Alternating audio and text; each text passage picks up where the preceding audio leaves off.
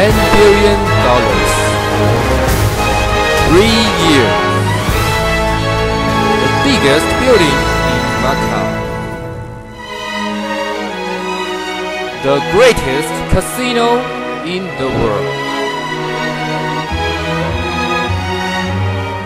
The Venetian.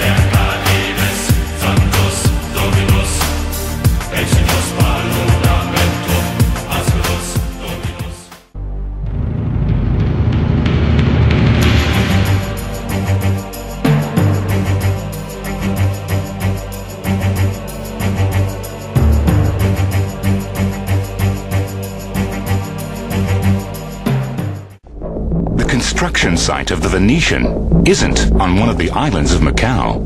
It's between them.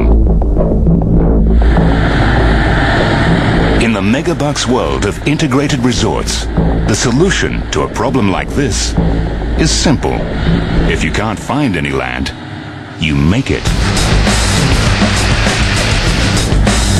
It was a rabbit run of 30-odd trucks, just circa.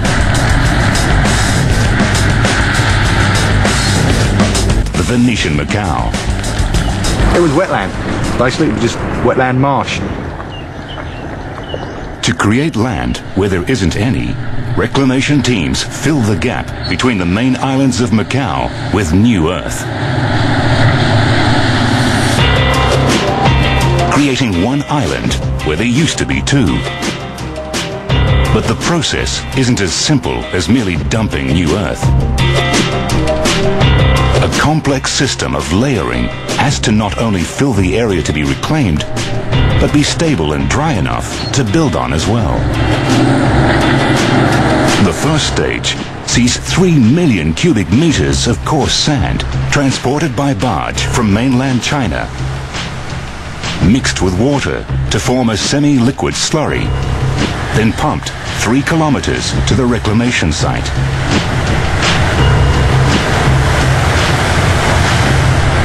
The new sand layer sits on a bedding of porous marine mud. To create a foundation strong enough to hold the Venetian, they must pump out the water and compress the base layers of mud.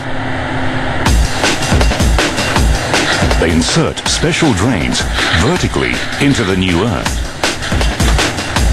Then they dump a temporary heavy layer of sand and dirt on top. The weight from the top layer squeezes the base like a giant sponge. Water is forced out, compacting the reclaimed earth into a functional base.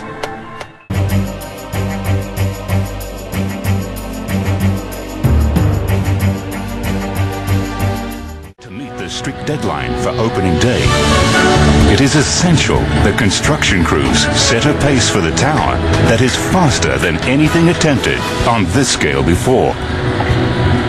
The footprint of the hotel, you're doing a floor every 4 days, which is probably an industry record or somewhere up there. It would be hard to beat that, because you need a time for the concrete to cure before it gets a certain degree of strength before you can go up to the next floor. Even pushing the extreme limits of construction materials is not enough to keep the project on schedule. Engineers adopt a cunning system to pour concrete off-site as well as on it in a process known as precasting. Because of the speed, we went to a precast concrete system.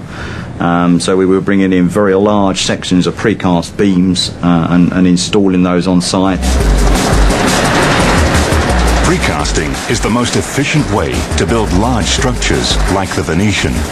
Much like Lego, the process breaks the building up into smaller segments. These segments, made in massive factories in China, are then trucked to the construction site, creating a whole new challenge for management. The challenges with that is you're lifting very, very heavy concrete sections and trying to place those, so we have massive craneage that could lift 50 tons. Each prefabricated section can weigh as much as 10 SUVs.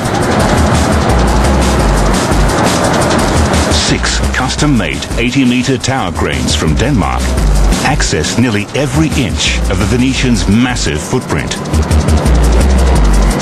The cranes are self-erecting, meaning they can grow in height as the building progresses without being dismantled.